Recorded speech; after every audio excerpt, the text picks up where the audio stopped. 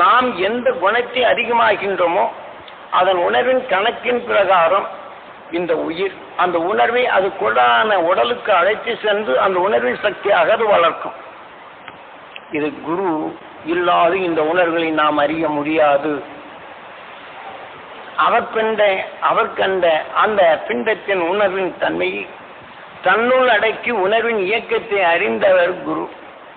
அவர் உணர்வை நமக்கு பாடநிலையாக இல்லை, உணர்வு பூர்வமாக தன் உடலுக்குள் செலுத்தி என் உடலுக்குள் செலுத்தி உணர்வுகள் எப்படி இயங்குகின்றது, அதன் வளர்ச்சி எப்படி உருவாகின்றது. இந்த உடலை விட்டு சென்ற பின் நீ அச்சத்தால் யானையை நினைத்தால் நீ அடுத்த யானையாக பிறக்கின்ற. ஒரு பாம்பு இதை போல நினைத்தால் ஐயோ பாம்பு இருக்குன்னு பாம்பு ஒரு தரம் வீட்டுக்குள்ள பார்த்தாச்சுன்னு சும்மா கயிறு கண்டால் ஐயோ பாம்பும்பாங்க, ஏதாவது நிலை தெரிஞ்சால் பாம்பும்பாங்க. அந்த உணர்வின் தன்மை தனக்குள் எடுத்து அடுத்து எங்கே போகும்? பாம்பின் நினைவாற்றல் பெருக பாம்பாக பிறக்கும். ஆக நாமும் இதையெல்லாம் மாற்ற வல்லமை கொடுத்தது யார்? தனக்குள் தன் நஞ்சினை வென்றவன் அகஸ்தியன். அவன் வென்ற உணர்வுகள் இன்றும் ஆக நஞ்சினை ஒளியாக மாற்றி இன்றும் துருவ நட்சத்திரமாக இருக்கின்றான். அதனை பின்பற்றியோர் அனைவருமே இன்று சப்தரிஷி மண்டலங்களாக வாழ்ந்தும் வளர்ந்து கொண்டும் உள்ளார்கள். ஆகவே இதை மனிதனில் உயர்ந்த நிலைகள் பெற்றவர்கள் அவர்கள். ஆக இங்கே வரும் தீமையிலிருந்து பயத்திலிருந்தும் வெறுப்பிலிருந்தும் வேதனையிலிருந்தும் நாம் தப்ப வேண்டும் என்றால் அப்ப அந்த மகிழ்ச்சிகளின் அருசக்தி நான் தர வேண்டும் என்று ஏங்கி இதனை அடக்குதல் வேண்டும். ஏனென்றால் இதை அடக்கியவர்கள் மகரிஷிகள். அந்த உணர்வை நுகர்ந்தால் சாம. ஆக அந்த துருவ நட்சத்திரம் என்பது அதிலிருந்து வரக்கூடிய மனம் சூரியன் கவர்ந்து கொண்டால் அது சாம. நான் நுகர்ந்தறிந்தால் எனக்குள் இந்த பயத்தை அடக்குகின்றது அதர்வன. அந்த உணர்வின் தன்மை தனக்குள் அத்தால் யஜு ஒரு வித்தாக உருவாகின்றது. இதையெல்லாம் அடிக்கடி உங்களுக்கு ஞாபகப்படுத்தியுள்ளேன். கேட்டுணர்ந்தவரே தான் இக்கேள்வியை கேட்டார். இருந்தாலும் அதன் உணர்வை அறிவுபூர்வமாக அறிந்திட தெளிந்திட இது உதவும். உங்களுக்கு மட்டுமல்ல, எனக்கே நான் மறந்திருந்தாலும் நினைவுபடுத்தும் நாளாக என் குரு காட்சி உணர்வை நினைவாக்கி உணர்வை எனக்குள் செயலாக்கி உணர்வு ஒளியாக பரப்பப்படும் போது நீங்கள் கேட்டுணரும் போது இத்தகைய தீமையிலிருந்து மீண்டும் உணர்வை உங்களுக்குள் வளர்க்க இது ஒரு சந்தர்ப்பமாக கிடைக்கும். சந்தர்ப்பமே இதை உருவாக்குகின்றது. இப்போ உங்களுக்கு அர்த்தமாகதான். ஏன்னா வினாக்கள் எழுப்புவதை அது சீராக பயன்படுத்தி கேட்டதோடு சாமி என்ன சொல்றான்னு உற்று கவனித்தால் இந்த உணர்வின் தன்மை வரும். ஏனென்றால் இதில் பல அணுக்கள் மரங்களில் மோதப்படும் போது இந்த வாசனைகளில் மோதிய பின் அதில் ஒரு செடி மட்டும் உருவாவதில்லை. இந்த உணர்வின் தன்மை 10% வேம்பின் தன்மை கொண்டு 3% ரோஜாப்பின் தன்மையும் 1% 3 ஒன்றாக சேர்த்தால் அடுத்து இது கருவேப்பிலையாக உருவருகின்றது. அதே சமயம் 10% இந்த ரோஜாப்பு அதாவது ஒரு விஷச்செடியின் தன்மையும் 4% ரோஜாப்பின் தன்மையும் இந்த இதில் 2% இந்த வேம்பின் உணர்வு பட்டால் இந்த விஷத்தின் உணர்வலை இது விரிவடைய செய்யும். ஆனால் அதே சமயம் ரூபம் மா இலையை போன்று இதனுடன் கலந்து இந்த தொகுப்பும் கலந்து இந்த உணர்வின் தன்மை ஆனால் அரளி செடியாக மாறும். ஆக இதுக்குள் கலந்த விஷத்தின் தன்மையும் இதுக்குள் வித்தாக்கப்படும் போது விஷ வித்தாக உருவாக்கும். ஆனால் அரளிப்பூ நாம் மேலே சாப்பிட்டாலும் ஒன்றும் செய்யாது. ஆனால் விளைஞ்ச வித்தின் உணர்வின் கரு நாம் அரைத்து சாப்பிட்டால் நம்மளுக்கு கோய்ந்தான் போட்டுரும். இது எல்லாம் இந்த உணர்வின் செயலாக்கங்கள் இயற்கையில் எவ்வாறு விளைகின்றது என்பதனை நாம் அறிந்து கொள்வல் வேண்டும். ஆகவேதான் ஒரே சுழற்சியில் இப்படி ஒவ்வொன்றும் துணுக்கு துணுக்காக சுழலும். ஒன்று 10% அரளிச்செடி வித்தாகவும் உருவாகும், இன்னொன்று கருவேப்பிலையாகவும் உருவாகும். இதை போன்று பலவிதமான செடிகள் உருவாகும்.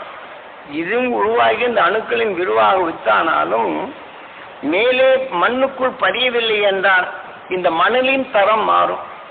ஆக இந்த மணல் ஆகாது மண்ணாகும். மண்ணின் தரத்தில் சுவைகள் மாறும். இந்த உணர்வை கலந்து விட்டால் அப்பகுதியில் போடும் செடிக்கு உரமாகும். வேற எந்த செடி எடுத்தாலும் இதை தனக்கும் மாற்றி உரத்தின் தன்மையாக மாற்றிவிடும். ஆனால் இதனுடைய உணர்வின் தன்மையை கூட்டாது, இது உரத்திற்கு உதவும். இன்று நாம கோழியோ ஆடவோ அடிச்சு சாப்பிட்டா எவ்வளவு ருசியா இருக்குது. உடம்புக்கு அதுக்குண்டான விஷத்தின் தன்மை கொண்ட அது இப்போ கோழி என்ன செய்து விஷத்தை உணவாக உட்கொள்ளும். ஒரு தீழ் நம்மை கொட்டி விட்டால் கிடுகிடுகிடுங்குது. ஆனால் அதே முழு அது பேழை ஒரு பாத்திரத்துக்குள் போட்டு லேசா குச்சி கொண்டு தட்டி விட்டா போகும், பட்டு பட்டு பட்டுன்னு அடிக்கும். அந்த பாத்திரத்துல சல்லடைக்கான மாதிரி ஓட்டை போட்டு அதற்கு காலிலே நசுக்கினால் கல்ல வெட்டிய நசுக்கினால் தூள் ஆகி போகுது. ஆனால் அதற்கு அந்த விஷத்துடன் கலந்த உணர்வுகள் அதனுடைய கொடுக்குக்கு வலுவாகின்றது. உணர்வு பாய்ச்சத்தில் அது ஓட்டியிடும் நிலைகள் எழுகி விடுகின்றது. ஆனால் அதையே கோழி அதை கொத்தி உணவாக உட்கொள்கின்றது. நீங்கள் வெறும் முள்ளு நமக்குள் தச்சாலும் அந்த கொடுக்கு தச்சா உடனே விஷம் ஏறும். ஆனாலும் அந்த கோழி அதை உணவாக உட்கொள்ளுகின்றது. ஆனால் உணவாக உட்கொண்ட பின் என்ன செய்கின்றது? அதை ஜீரணிக்கும் சக்தி அதற்குண்டு. ஆனால் அதற்கு ஜீரணிக்க சக்தியும் இருந்தாலும் அதைவே மனிதன் கோழி சாப்பிட்டா வீரியம் நிறைய ஆறும் அப்படின்னு அதை சாப்பிடும். ஏனென்றால் அந்த தசையுடன் கொண்ட அணுக்கள் நமக்குள் வீரியம் உணர்வின் சத்தை வளர்க்கும் அணுக்களாக பெறுகின்றது. அப்புறம் கோழியின் ஞாபகம் வந்துகிட்டே இருக்கும். அப்ப இன்னும் 2 கோழி சாப்பிடும், வீரியம் வரும். அப்புறம் செத்த உடனே சாக போகும்போது உடல்ல நோயான உடனே என்ன செய்யறோம்?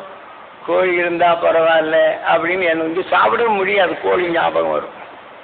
அப்புறம் வீட்டில் இருக்க உயிர் எழுப்பிட்டே கிடக்கு. அது என்னம்மா பெரியமா தான் என்னங்க 2 கறி குழம்பு வச்சு விட்டா தன்னால் ஆன்மா போயிடும் சொல்லுவாங்க. அப்ப என்ன செய்யும்? இதை வச்சு சாப்பிட்டாலே இந்த மனத்தோட ஜம்முன்னு போகும். அங்க கோழி மேய்ஞ்சிக்கிட்டு இருந்தா சுற்றும், அதுக்குள்ள போகும், கோழியாக பிறக்கும். அதனால நான் கோழி சாப்பிட வேண்டாம்னு சொல்லலை, ஆடை சாப்பிட வேண்டாம்னு சொல்லலை. நிறைய பேர் இது ரொம்ப விரும்பி சாப்பிடுவாங்க. இல்லை சாமி இப்படி விரோதமா சொல்றாரு, நாம இதை போய் கேட்டுக்கிட்டு நாளைக்கு உடல் வலுக்காண்டி சாப்பிட்றோம், அதை விட்டாச்சுன்னா உடல் வலு அப்படின்னு நினைக்கிறவங்களும் உண்டு. சேலத்தில் ஒருத்தர் நான் சுற்றுப்பயணம் செய்யும் போது ஒருத்தர் வந்தார். அப்போ கந்தசாமி அவங்க ஜவுளி வியாபாரம் பண்ணாங்க. அப்போ அவர்கிட்ட வந்தோன்னா அவங்க இவர் என்ன பட்டு சேலையெல்லாம் கொண்டு கொடுக்குறாங்க. வாங்கிட்டு இருக்க போகும்போது அந்த பையன் நல்ல பட்டு சேலையை நிறைய நெஞ்சு வராங்க, ஒரே பையன். அதனால பையன் இசத்து கொடுத்தாங்க.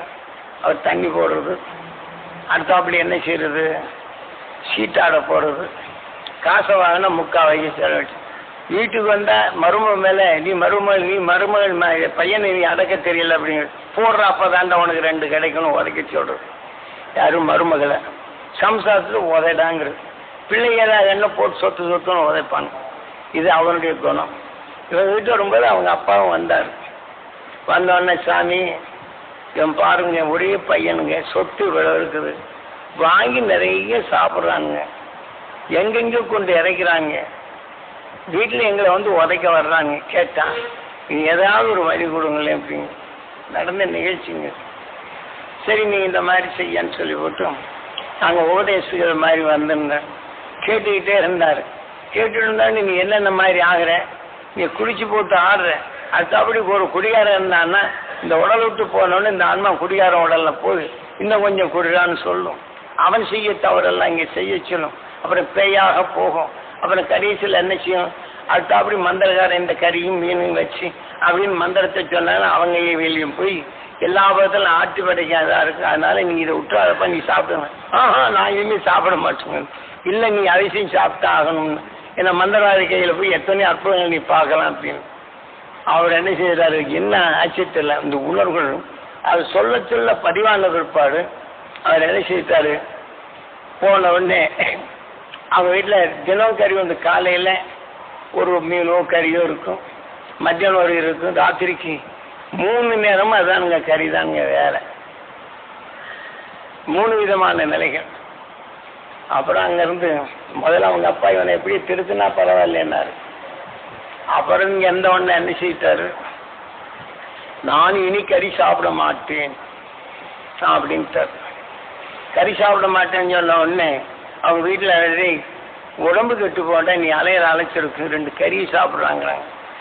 கறி சாப்பிட்னு அதெல்லாம் எனக்கு நீ தானே சாமிகிட்ட போட்டு விட்டேன், என்னை ஆடா பிறகு சொல்றியா, கோழியா பிறகு சொல்றியா, மீனா பிறகு சொல்றியா, அதெல்லாம் முடியாது வேண்டாங்க. அப்புறம் என்ன தண்ணியும் குடிக்கிறது இல்லை. அது நல்ல பையனா வந்துட்டப்பா, ஆனால் கொஞ்சம் கறியை சாப்பிட, நீ இப்போ கொஞ்சம் கறியை சாப்பிட சொல்லி நீ ஆடா பிறகு சொல்லி அதெல்லாம் முடியாது. அப்புறம் என்ன செய்யிட்டாங்க, இவங்களோட சீட்டு விளையாடுறவங்க இருக்கிறாங்களே அவங்களெல்லாம் ஒன்றா சேர்ந்து இதெல்லாம் ஃப்ரீயாக கிடைக்கும், எனக்கு கொஞ்சம் வசதி போனோன்னு உங்கள் பையன் ஏதோ புத்தி மாறி போச்சு போடுக்குங்க அப்படின்னு. அவன் நிலையே சரியில்லாமல் இருக்குது, இப்போ எங்களோட வந்து விளையாடுவான், சரியாக சிரித்து பேசுவான், கறி சாப்பிடாதாங்கிறான், தண்ணி போடாதாங்கிறான், என்னங்க இது ஏதோ புத்தி கோளாறாகி போச்சு அப்படின்னு சொல்லிவிட்டு அவங்கள்ட்ட சொல்லியிருக்கிறாங்க. சொன்ன உடனே வீட்டுக்கு போனால் அது ஆமாப்பா முந்தி அவன் சம்சாரத்தை எப்போ பார்த்தாலும் உதைச்சிக்கிட்டே இருப்பான், அது உதைக்கவே காணும். எதை பார்த்தாலும் சோறு சாப்பிடணும்னா மாட்டேங்கிறான், சம்சாரத்தை உழைச்சிக்கிட்டு இருப்பான், அதையும் காணோம். நீ சொல்றதுதான் சரி, ஏதோ கோளாறு ஆகிப்போச்சு, இனி நம்ம சும்மா இருந்தாகாது, நம்ம கந்தசாமி வீட்டுக்கு போய் நீங்களும் வாங்கப்பா போய் சொல்லலாம், சாமி போய் சந்திச்சதுனால இவன் புத்தி கெட்டு போச்சு இப்படியே கேட்குறாங்க. அவங்களுக்கு கூட கூப்பிட்டு வர்றாங்க, உங்களை பார்த்ததுனால என்ன ஆகிப்போச்சு, அன்னைக்கு காப்பாடுங்க. சரி, தண்ணி சாப்பிடாம இருக்கு சரி, சீட்டு ஆடாமல் இருக்கிறதும் சரி, நல்லதுதான். கறியை சாப்பிட மாட்டேங்கிறானே, முந்தி ஏதாவது ஒன்றுன்னா மருமகள் அடி நடிப்பான் அவள் பண்ணுற சேட்டைக்கு. இப்போ மருமக கண்டா கையெட்டு கும்பிட்றான், நீ தான் தெய்வங்கிறான். என்னங்க நீங்கள் இப்படியுமே வந்து கேட்குறாரு. இப்போ என்னையா சொல்கிறீங்க, இவங்கெல்லாம் கேட்பாருங்க. வந்த உடனே போய் விளையாடுவாங்க, சீட்டு எல்லாம் இது பண்ணுவானுங்க. இப்போ அங்கேயும் போக மாட்டேங்கிறாங்க. அதுவும் நல்லது தான், அவங்க கூப்பிட்டோம்னா கறி சாப்பிடாதான் அது சாப்பிடாதான்னு என்னென்னமோ பைத்தியம் பிடிச்ச மாதிரி வளர்றாங்க. கேட்பாருங்க என்ன சொல்கிறான்ட்டு. யாருங்க இப்படி வந்து சிபாரிசு பண்ணுறாங்க. சரி உனக்கு என்னையா வேணும், அவன் வழக்கம் போல சாப்பிட்டா பரவாயில்ல, கொஞ்சம் வீட்டில் சம்சாரத்தை 2 தட்டுவான், இல்லை அதை கேட்டுக்கிட்டு இருப்பான், அது இருக்கிறதுனால பரவாயில்ல, நீங்கள் அவன் வழக்கம் போல இருந்தால் பரவாயில்ல, ஏன்னா இவனை காசு போச்சு அப்படின்னு சொன்ன உடனே இவன் என்ன செய்யுங்க, இப்படிலாம் பஞ்சாயத்து வரும்ட்டு நான் ஒரு நாளைக்கு எவ்வளோ செலவழிச்சிருக்கிறேன், இப்போ இத்தனை நாள் போன உடனே இப்போ எவ்வளோ பணத்தை கொண்டாரு, 10,000 15,000 ரூபா என்னமோ, ஒரு 4-5 நாளுக்குள்ளுக்கு 15,000 ரூபா எனக்கு மிச்சம் சாமி. இத்தனை காசும் தொலைச்சிருக்கிறேன் நான். இது எதுக்கு நம்மளுக்கு ஆடா பிறக்க வேண்டாம், கோழியா பிறக்க வேண்டாம், மந்திரவாதி கையிலையும் சிக்க வேண்டாம், நீ எல்லாரும் நல்லா இருக்கட்டும் தானே நான் செய்வேன். என்ன இப்படி பைத்தியம்னு சொல்கிறாங்களே எங்கள் அப்பாவே, நான் என்ன சாமி சேருவேன். அவங்களுக்கு முன்னாடி வச்சு, ஏன்பா நீ சீட்டாடி என்கிட்ட எவ்வளோ காசு அனுப்பி, நீ கொடுக்க வேண்டிய காசை கொடுத்தியா, நீ கேட்டுக்கிட்டே இருப்பேன், நான் கொடுத்துக்கிட்டே இருப்பேன், அப்போ நான் குடிச்சு போட்டு நீ கேட்குற காசெல்லாம் கொடுக்கணும், அப்போ தான் நான் நல்லவனா. அந்த இடத்துல விளக்கத்தை நடந்த நிகழ்ச்சிங்க பொய் அல்ல, ஆக நடந்த நிகழ்ச்சின்னா கூட இருக்கிறாங்க. ஆனால் இந்த மாதிரி மனிதன் தன்னுடைய உணர்வுகள் எப்படி இழக்கப்படுகின்றது, உண்மை சொன்னால் எதிரியாகி விடுகின்றது, இப்படி ஒரு நிலை. இதே மாதிரி நான் சுற்றுப்பயணம் செய்த இடங்களிலும் இதே மாதிரி சில இதுகளை திரும்பினாலும் சில வீட்டில் என்ன செய்திருக்கிறாங்க,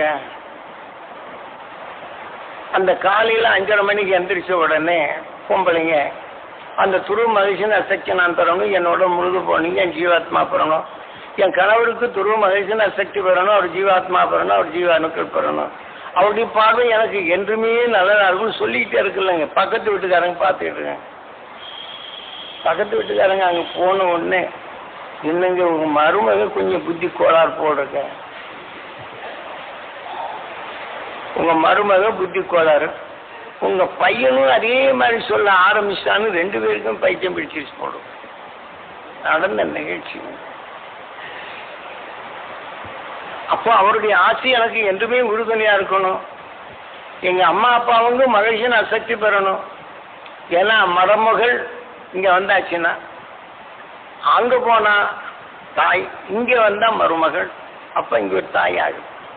மருமகன்கிற போது இங்கே தான் இது ஏற்கனவே இது சொல்லி இருக்கிறதுனால இதன் வழி எங்க அம்மா அப்பாவுக்கு அந்த மகிழ்ச்சியான சக்தி பெறணும், மலரை போல மனம் பெறணும், மகிழ்ந்து வாழும் சக்தி பெறணும்னு சொன்னோன்னு பாருங்க, அவங்க அம்மா அப்பா தான் கேட்குறான். இப்ப யாரையும் உங்களை சட்டம் பண்ணலை. இப்படி வியாக்கியானங்கள் கொடுத்து மனிதன் தன்னிலையை திருத்தும் நிலைகளிலிருந்து சமுதாய மத்தியில் இப்படி ஒரு பள்ளியில் வரும். ஆகவே இது எல்லாம் உங்களுக்கு பொருள் கிடைக்கும் என்று சொன்னாலே போதும். அருள் கிடைக்கும் என்று சொன்னால் அருள்னா எது? மருள்.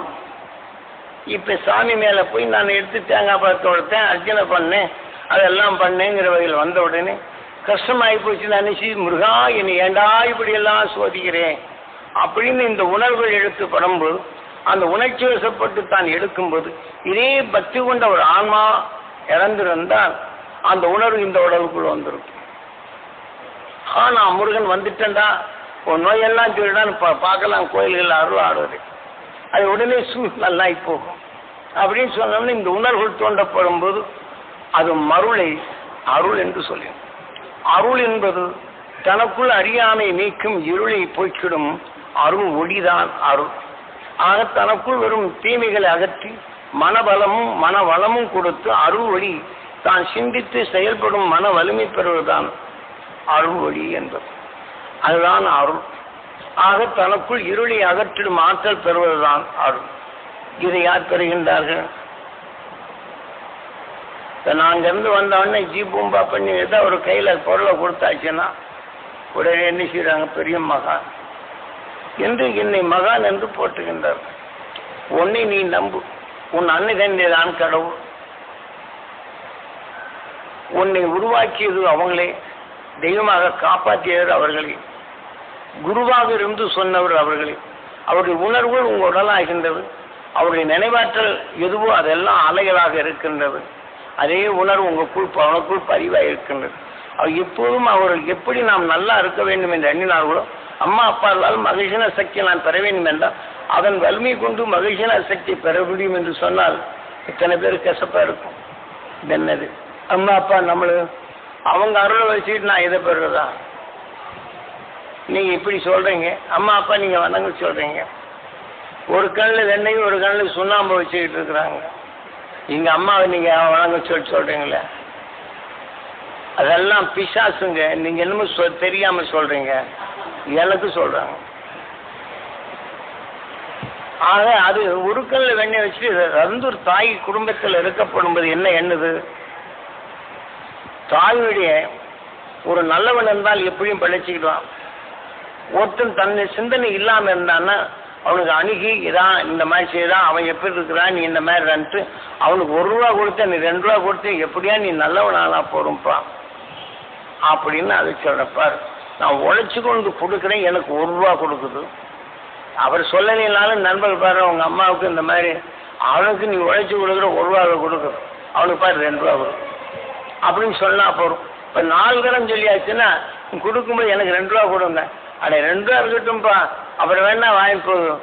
அவன் ஏதோ ஒரு கொஞ்சம் புத்தி திருந்துறதுக்கு ஏதாவது சொன்னோம்னா திரும்பிடுறான் பாரு. நீ ஒரு கல்ல நீ வெண்ணெய் வச்சுக்கிட்டு நீ ஒரு கல்ல நீ சுண்ணாம்பை தடைக்கிட்டு இருக்கிற உடனே வந்தாச்சு. அப்ப தாயோட மனம் என்று இதுகள் எல்லாம் அவனை திருத்த வேண்டும், திருந்த வேண்டும், அவன் என்ற நிலைகளைத்தான் தாய் எல்லாத்தையும் சமமாகவும் ஆக எல்லாவற்றையும் உயர்த்த வேண்டும் என்று எண்ணினாலும் இன்னைக்கு தாய் தந்தைகள் இன்னைக்கு ரொம்ப பேர் அவசரப்படுறாங்க. எல்லாம் சம்பாதிச்சு சொத்து வச்சாலும் நிறையா இருக்கும், பங்கு இடுதலை பார்க்கணும். அது ஏன் கேட்க உன்னை வாஷ்மி செத்தாதான் எனக்கு உமாச்சனம்பாங்க. அந்த அளவுக்கு கடவுளையே மதிக்கக்கூடிய தன்மைகள் இருக்கின்றது.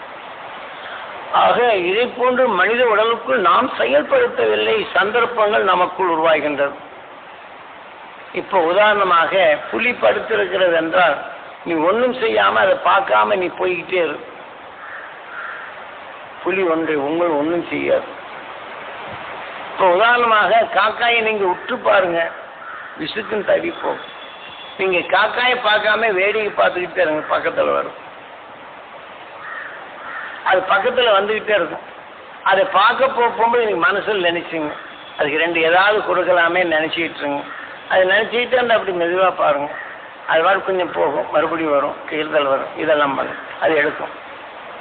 இது 1952 நான் அகமதாபாத்தில் இருக்க போகும்போது அங்கே வந்து குருவிக்கு காக்கா எல்லாம் சாப்பாடு போடுவாங்க. அவர் சாப்பாட்டு கூட போகும்போதெல்லாம் நானும் போய் உட்கார்ந்துருக்கேன். அப்போ அந்த இடத்துலையும் குருநாதர் வர்றாரு, டீ வாங்கி சாப்பிட்ற அப்படின்ட்டு, இங்கே பாடுற காட்சிகள் அப்படின்னு. அப்போ அந்த மாதிரி சில உணர்வுகள் ஊட்டி அந்த இடத்துல பார்க்குறாங்க. அவங்க மடியில் வந்து குருவி உட்காருது, காக்கா உட்காருது, கொடுக்குறது வாங்கிட்டு போகும். நம்ம தமிழ்நாட்டுக்காரனை கண்டாலே ஒரு கொடுத்தா குதிச்சு அந்த பக்கம் போகுது. பார்த்த உண்மை என்ன படுத்தோன்னு சு அப்படிங்கிறான், காக்காங்கிறான், அவனு காவ் காவ் காவ் காவ் காவ் அப்படிங்கிறாங்க. அது பாட்டு இதுகளெல்லாம் அவருடைய உணர்வுகள் அங்கே பதிவானப்பு நிறைய நிலை இங்கே வரும். இன்னைக்கும் வேற வண்டி இல்லை. 4 மணிக்கு காலையில் நீங்கள் 8 மணிக்கு இறைய போடுங்க, அத்தனை மணிக்கு வந்து காக்கா கத்தும். அதை போட்டோம்னா எடுத்துட்டு போயிடும். நீங்க போட இருந்தால் மணியை காட்டும். அது ஏனென்றால் அந்த உணர்வின் அணுக்கள் அந்த நேரமானப்பின் அதை இயக்குகின்றது. அதுக்கு அறிவாக ஊற்றுவதில்லை, உணர்வு அறிவாக இயக்குகின்றது, அதன் அறிவாக இயக்குகின்றது, அதுவாக மாறுகின்றது. இதெல்லாம் நாம் தெரிந்து கொள்ளுதல் வேண்டும். ஆக நாம் பல கோடி சரீரங்கள் இப்படி தொல்லைகள் பட்டு வேதனைகள் பட்டு நம்மை இன்று மனிதனாக உருவாக்கியது யார்? நமது உயிர் என்ற நிலைகள் மதித்தல் வேண்டும். ஆக நாம் எண்ணீர் அனைத்தும் ஊ என்று இயக்கி இம் என்று உடலாக்கினது. அப்போ உடல் யார்? சிவம். ஓம் நம சிவாய சிவாய நம. அதே சமயத்தில் கண்கள் முதல்ல இந்த உயிர் நமது பூமிக்குள் வந்து ஒரு செடியின் சத்தை நுகர்ந்த உணர்வின் அறிவு கொண்டு அந்த உணர்வுகள் ஒரு புழுவாக உருவாக்குகின்றது. அப்போ செடியின் சத்தை சூரியன் கவர்ந்து வைத்துக் கொள்ளுகின்றது. அந்த செடி மேல் உயிரணு பட்ட பின் அதை உணர்ந்து நுகர்ந்து அது தன் உடலாக ஆக்குகின்றது. ஆக நுகர்ந்த உணர்வு ஓயின்றி ஜீவ அணுவாக மாற்றுகின்றது, இம் என்று ஆகும். ஆக அதே கடலை செடி சத்து இதில் சேர்த்து இணையப்படும் போது வினையாகின்றது. விநாயகா எந்த கடலை செடி சத்து என்று அந்த உடலாகின்றது, சிவமாகின்றது. உடல் சிவத்துக்குள் வினையாகின்றது. மூசிக வாகன சுவாசித்த உணர்வுகளும் அதுதான் வாகனமாக அமைந்து அந்த செடி எங்கிருக்கின்றதோ இதை அழைத்து செல்லுகின்றது. அதே சமயம் இந்த உடலுடன் இணைந்து அந்த வினை என்ற நிலையில் சிவனின் பிள்ளை என்று சொல்லுகின்றனர். ஆனால் சிவம் ஆவதற்கு முன் அந்த கடலை செடியின் சத்தை அது சிவனுக்கு முந்தியவன் விநாயகன். சாஸ்திரங்கள் தெளிவாக்கப்பட்டுள்ளது. ஆக உடல் ஆவதற்கு முன் கடலை செடியின் சத்தை இந்த உணர்வு அந்த உணர்வு கொப்பை இயக்கத் தொடங்கின்றது. அதான் சிவனுக்கு முந்தியவன் விநாயகன். அந்த உணர்வின் சத்தை நுகர்ந்த பின் ஓய் என்று பிரணவம். பிரணவத்துக்கு உரியவன் விநாயகன். எந்த குணத்தின் உணர்வு நாம் நுகர்ந்தோமோ அந்த உணர்வின் இயக்கம் என்று சாஸ்திரங்கள் சட்டங்கள் தெளிவாக கூறப்படுகின்றது. ஆகவேதான் இதை சிவமானாலும் இதை உயிரின் இயக்கம் வெப்பம், சூரிய வெப்பத்தை உருவாக்கும் உணர்வுகள் கொண்டது சூரியன் என்றாலும் அதனின்று ஏற்படுத்தப்பட்ட எதிர்நிலை அணுக்களாகி உயிராக்கப்படும் போது மறு அவதாரம் விஷ்ணு. ஆனாலும் ஒரு கடலை செடியின் சத்தை சூரியன் காந்த சக்தி கவர்ந்து கொண்டால் சீதா லட்சுமி என்று அதற்கு சுவை, சீதா என்பது சுவை, அந்த காந்தம் அதை கவர்ந்து வைத்துக் கொள்ளும் மீண்டும் சொல்லுகின்றேன். சூரியனில் வரக்கூடிய வெப்பமும் காந்தமும் விஷமும் மூன்றும் நிலையாகின்றது. வெப்பம் உருவாகும் சக்தி, காந்தமும் ஈர்க்கும் சக்தி, விஷமும் இயக்கும் சக்தி. இந்த 3 நிலைகள் கொண்டதை இந்த செடியிலிருந்து வரக்கூடிய கடலை செடியின் சத்தை நுகர்ந்து கொண்டால் மனம் ஞானம், சுவை சீதா. ஆக சுவையின் சத்தை உடலாகின்றது, மனத்தின் சக்தி அந்த உணர்வாக இயக்கப்படுகின்றது. ஆகவேதான் இதை இவ்வாறு தனக்குள் இணைந்த உணர்வுகள் எதுவோ அது உருவற்ற உணர்வு. அந்த சூரியன் காந்த சக்தி ஒரு செடியின் சத்தை நுகர்ந்து கொண்டால் பரபிரம்மம். ஆக பிரம்மாவின் மனைவி சரஸ்வதி. எந்த அணுவின் தன்மை அதனுடன் இணைந்து செயல்படுகின்றதோ அது பிரம்மமாகின்றது. ஆனால் அந்த உணர்வின் சக்தியாக எது நுகர்கின்றதோ அதன் ஞானமாக அது இயக்கும் என்று பொருள்படும்படி காவியங்கள் தொகுப்புகள் தெளிவாக்குகின்றன. இது எல்லாம் நாம் அடிக்கடி உங்களுக்குள் ஞாபகப்படுத்துவதும் இது எதற்கென்றால் இந்த மனித உடல் எத்தனையோ உடல்களில் நரக வேதனை பற்றி நமது உயிர் மனிதனாக உருவாக்கி இத்தகைய வேதனையிலிருந்து மீட்டிடும் உணர்வின் உடலை கொடுத்து ஆறாவது அறிவின் தனி கொண்டு அறுவழியை நமக்குள் உருவாக்கி என்றும் மரணமில்லா பெருவாழ்வு என்றும் அழியா ஒளி சரீரம் பெற்று கொடுக்கும் இந்த உயிர்தான் நமக்குள் ஈசனாக இருந்தது. நம்முடைய எண்ணங்களே இரையாகின்றது. இறையின் உணர்வுகள் செயலாகும் போது அந்த உணர்வின் தன்மை பிரம்மமாகின்றது, செயல் சக்தியாகின்றது. ஆக பிரம்மம் என்று வரும்போது உடலாகின்றது, உணர்வின் இயக்கமாகும்போது வினையாகின்றது. இதை சாஸ்திரங்கள் தெளிவாக கூறப்பட்டுள்ளது. இதை நாம் மறப்போம் என்றால் கண்குணர்ந்த ஞானிகள் மனிதன் தன் இனத்திற்கு போதிக்கும் நிலைகள் இது. ஆகவே இவ்வாறு அது பெற்ற உண்மைகள் இந்த உயிர் இந்த உடலை முதலை உருவாக்குகின்றது, உணர்வுக்கொப்ப பரிணாம வளர்ச்சி அடைகின்றது. இருப்பினும் கண் இல்லாத போது தன் வேதனையால் நுகர்ந்து அறிந்து பார்க்க வேண்டும் என்ற உணர்வு எண்ணங்கள் வருகின்றது.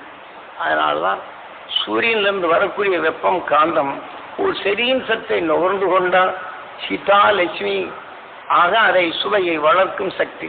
ஆக அதே சமயத்தில் அந்த மனம் ஞானம். ஆக பிரம்மாவின் மனைவி சரஸ்வதி. ஆக ஒன்று உருவானால் அதன் மனத்தின் சக்தியாக அந்த அணு இயக்கும் என்று பொருள்படும்படி தெளிவாக கூறப்படுகின்றது சாஸ்திரம். இதன் வழிகொண்டு நமக்குள் வந்தால் அதே மனத்தின் சக்தியாக அதன் அணுவாக உருவாக்கும்.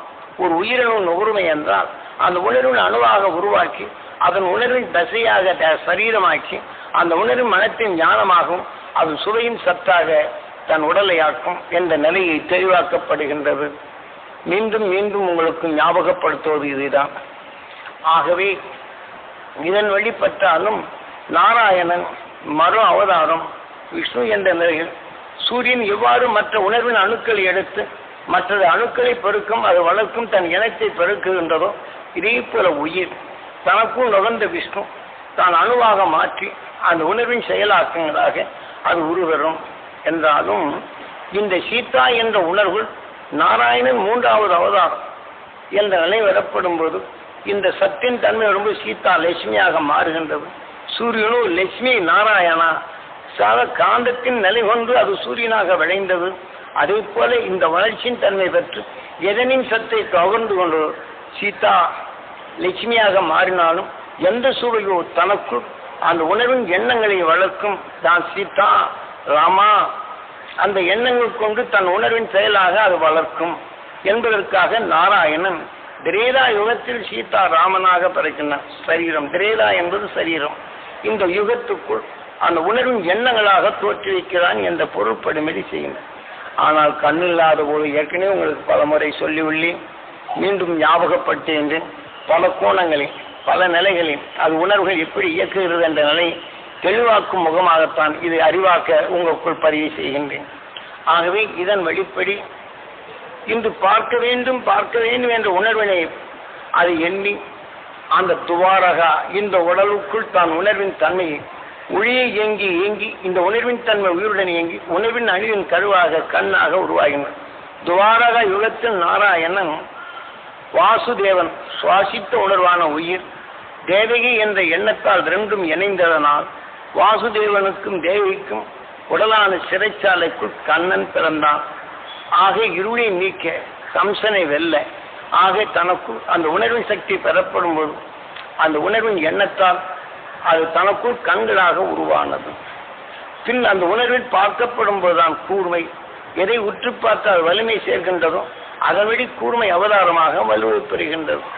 பின் இப்படித்தான் தீமையிலிருந்து விடுபடும் உணர்வுகள் சேர்த்து சேர்த்து சேர்த்து தீமையை வென்றிடும் உணர்வு அதிகமாகும்போது வராக. ஆக தீமையை வென்றிடும் உணர்வு அதிகமாகும் போது நாம் சாதாரண மனிதனும் எளிதில் காணும்படி பன்றி தலையை போட்டு மனித உடலை காட்டியுள்ளார். ஆக பன்றி தான் நல்ல பதார்த்தத்தை தனக்குள் அது பெற வேண்டும் என்று ஈர்க்கும் மூச்சு அலைகளை பாய்ச்சுகின்றது, தீமையை பழக்கின்றது. நாட்டத்துக்குள் மறைந்த நல்ல பொருளை நுகர்கின்றது, உணர்வை உணவாக எடுக்கின்றது, அந்த உணர்வின் தன்மை தனக்குள் பெருக்குகின்றது.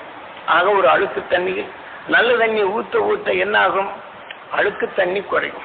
தனது வாழ்க்கை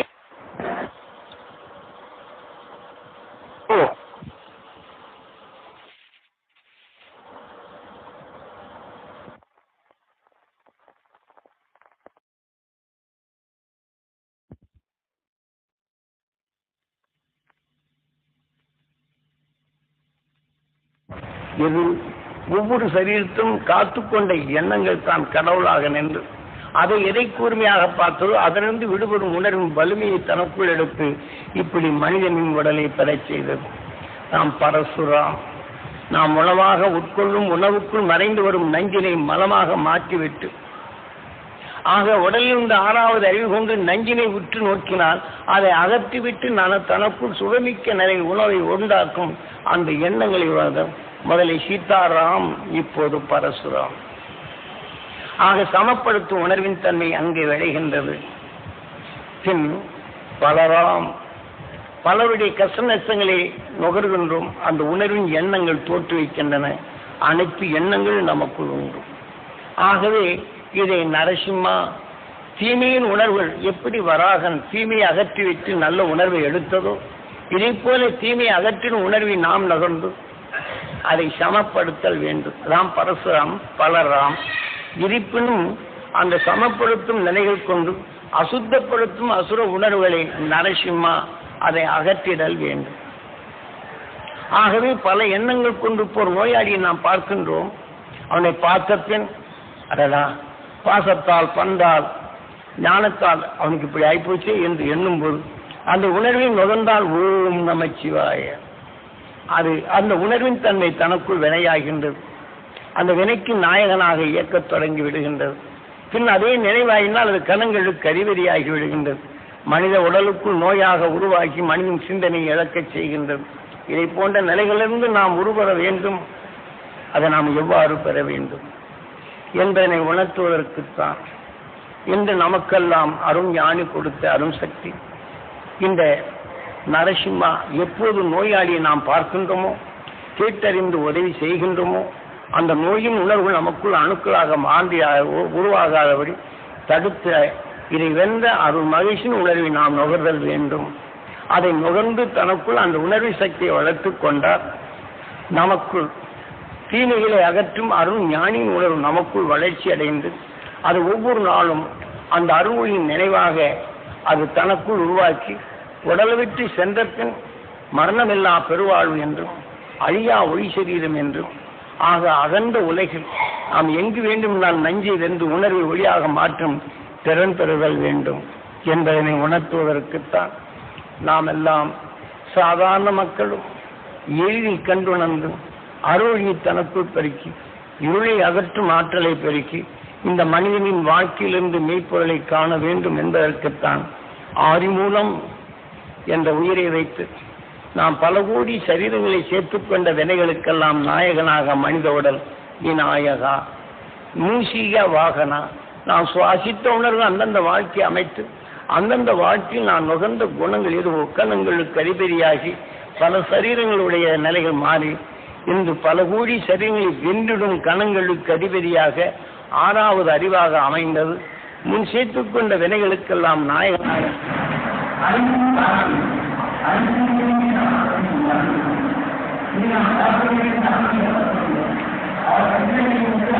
வாழ்க்கையில் எவ்வாறு வாழ வேண்டும் என்பதை தெளிவாக எடுத்துரைத்துள்ளார் மகா ஞானி. நாம் அர்ச்சனை செய்கிறோம், காசை கொடுத்துறோம், வேப்ப மரத்தையும் அரச மரத்தையும் வச்சு நாம 2 நேரம் சுற்றி வந்தாச்சுன்னா நம்மளுக்கு மெச்சி ஏதோ செய்வான்னு நினைக்கிறோம்.